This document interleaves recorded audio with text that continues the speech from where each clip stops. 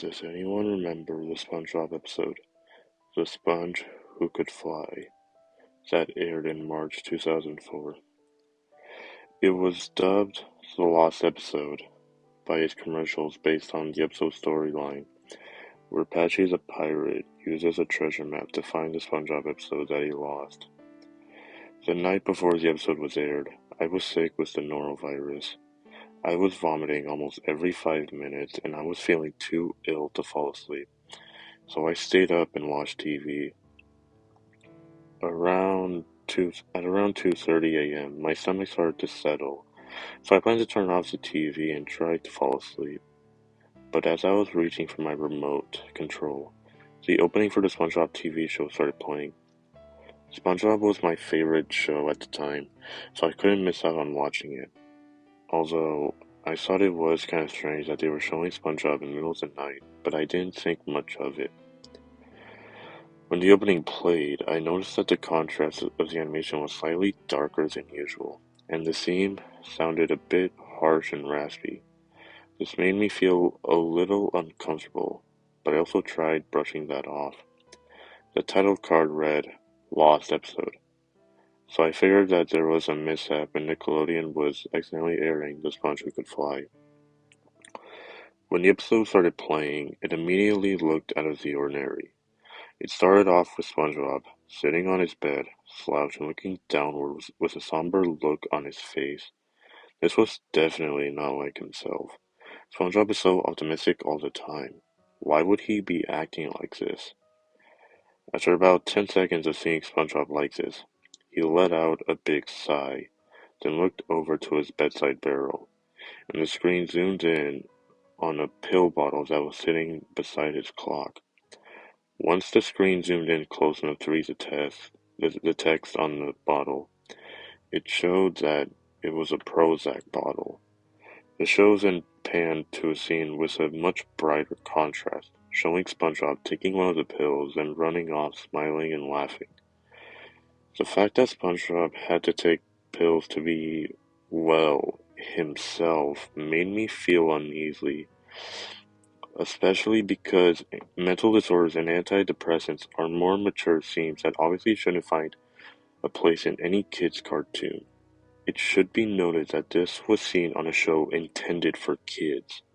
The screen then flipped back to the original scene of SpongeBob looking distressed, while at the same time changing the contrast back to the darker one.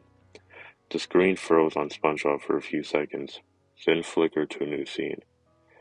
This scene showed SpongeBob at his desk, the same one that he was in the episode Procrastination, with his Prozac bottle, a piece of paper, and a pencil. In this scene, instead of staying at one contrast, the colors kept on flickering from light to dark. SpongeBob grips a pencil in his hand, and a tear rolled down his face.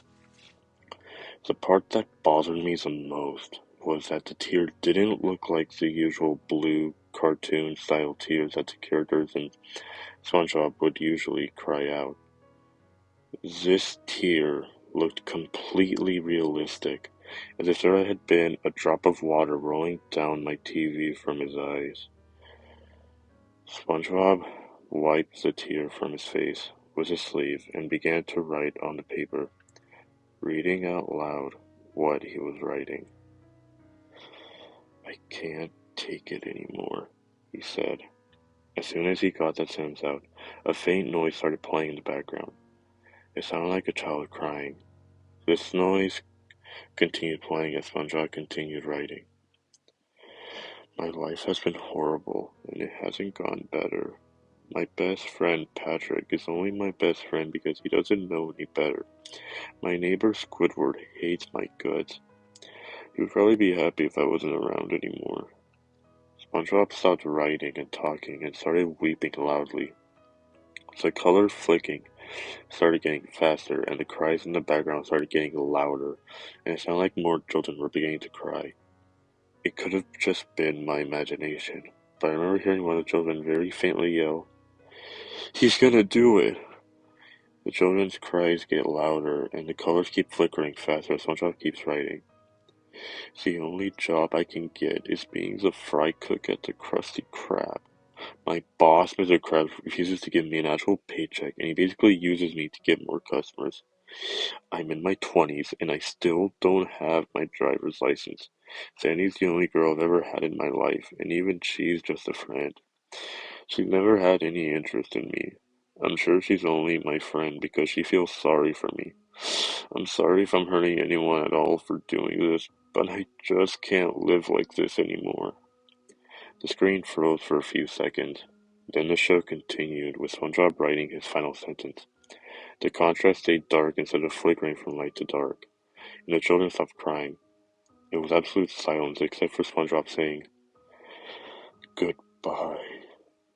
The cries came back. SpongeBob quickly stood up, twisted off the lid on the Prozac bottle, dipped his head back, let all of the pills in the bottle fall into his mouth, and swallowed them all whole. The screen twitched and the animation was darker but still visible. SpongeBob clutched his stomach and vomited realistic, pale greenish-orange stomach bile. It was clear that his body was trying to cleanse itself from the overdose, but it was no use. SpongeBob collapsed onto the floor and lay there motionless until the screen turned to static. Needless to say, I was scared out of my mind, and sleep was out of the question. Recently, I've been looking for this episode all over the internet, but not even one website seems to have it. If you recognize this episode, please let me know.